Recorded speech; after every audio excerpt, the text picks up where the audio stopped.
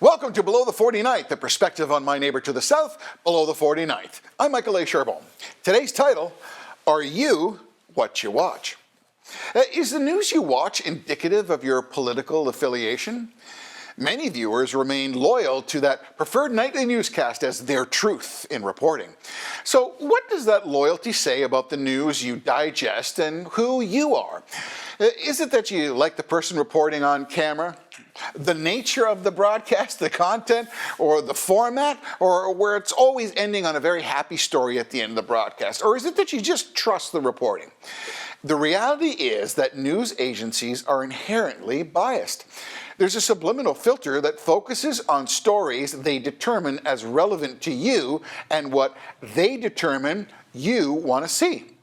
During the 2020 election, it was evident that several issues relating to one of the two American political parties was being either reported ferociously or on the other networks, a non-story, forgotten. Totally, not even in the nightly lineup. So I won't bore you with the actual statistical numbers derived from third-party evaluators of specific airtime that networks dedicate to a particular story of a political nature. But every time these figures come out, it's truly shocking as to the disparity from one network to another.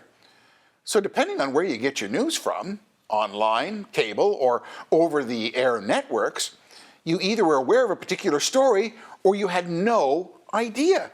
So is this really freedom of the press? Do you really feel that it's good to be radically filtered?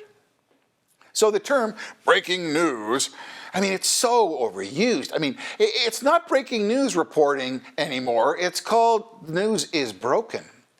As the topic of big tech, censoring, deplatforming, and choosing who you can see, the books you can buy, and the opinions you can hear is in the forefront of controversy, consider those same limiting socialist assumptions as true and existing in conventional news today. Consider the cable cutters. You know that generation, those millennials who don't read a paper or watch TV news. They get their news from the internet. How are their minds and their perspectives being shaped? This is dangerous time if you consider that our rights to make up our minds on a topic or issue is being heavily influenced. It's being influenced to the extent that perception, marketing, and the addictive sugar, if you wish, of what you want to hear and what you want to see is delivered to you like an addict. For example, one of the most glaring was the Hunter Biden laptop story. It was carried in abundance on one cable news service and basically non-existent on all the others. Regardless of your political allegiances, the reality was it was a story that was real and should have been reported. But it wasn't. It wasn't because for some, based on a political bias, the story did not lend any positive perspective to a particular political doctrine. That's the thought police at work. So why then is news now becoming a political football? How come? Wasn't it the journalist's golden rule, to gather, assess, verify, create, and present the news and information without a bias or a slant? Those assumptions are not in place in today's media. History illustrates that truly democratic free societies have lots of news, good, bad, and that partisan politics is left more to opinionators and commentary and not to be confused with hard news. Blatant filtered news is the likes of Russia, Pravda, and the new Chinese news agency, Xinhua. We outside of those countries, we assume that bias is rampant in the reporting. It's a given, right? Those organizations would never report on dissent or anything negative about the government. China to this day denies free access of their citizens to all the internet, just some of it, because the world news is dangerous. Oh yeah, as it does not ascribe to the government doctrine. There's that word doctrine again. But we don't have that same skepticism. We're not skeptical about North American news agencies. Our thought police are quietly at work selectively reporting news that they think we should or should not hear. In 2021, the line of separation from selective news reporting and the purposeful neglect of stories based on political bias is not a gray area anymore. Baby, it's a big, gaping abyss. So, are you what you watch? If you watch MSNBC or PBS or listen to NPR, are you a tree-hugging progressive leftist? Maybe. If you watch Fox or listen to the late Rush Limbaugh, are you a right-wing extremist? Maybe. No to both. They're ridiculous assumptions. But both of those radical descriptions have been voiced in today's media. The extension of that is that people assume who you listen to or who you watch is exclusively who you are and the way you think. So when I watch Joy Reid on MSNBC, it's not because I agree with her or her position. I respect her. But it's because I need perspective. If I only watched Hannity, generally, I would again only get maybe one perspective of an issue. Now, both are on cable news, which does have some grace from regular convention news, because as cable news, they're forced to dissect and go into the minutiae and cultivate a willing audience on a 24-hour news wheel. As a value-informed friend says to me, I get that. He keeps telling me, I get that. But if you only watch cable news, do you really have a fair appraisal of unadulterated news reporting? Well, the answer to that, I believe, is no, you don't.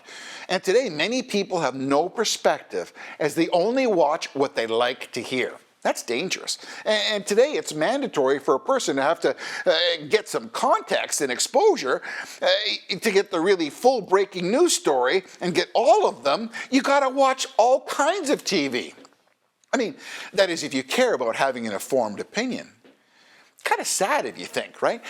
Because we as viewers are distilled down to a ratings number and a slice of that predicted political thought. When you watch an entertainment show on new movies or TV series, you want an opinion by a reviewer. You're asking for that. If you trust their appraisal of past movies, their recommendation can motivate you to go and see the flick or not. Your pass. Powerful if you're in the movie business. Well, the same quiet power exists in news, except it's not meant to be obvious. It's in the background, silently. When I watch American Idol and Survival, I have no aspirations to sing. And camping, well, I was a cub master for many years, been that and done that. Admittedly, I seriously tear up when I see American Idols auditioning. They're putting their dreams on the line and getting a break. Or when survivors, when they meet their families on the island after those days in isolation, I tear up. Good, my wife is going, "Are you crying watching Survivor? You're ridiculous." I can't help it. It's emotional. I feel for them. But that doesn't make me a closet karaoke fan or a guy who would never go camping again or weak or soft because I watch those programs and I tear up.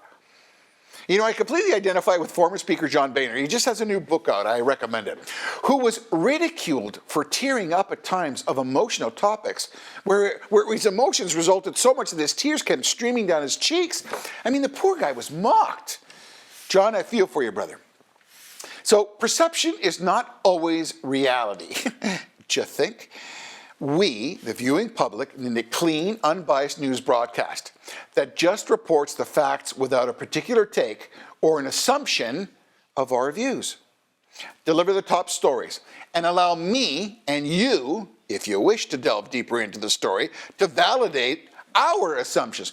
Don't give me what I want to think or what I wish or what I want to hear.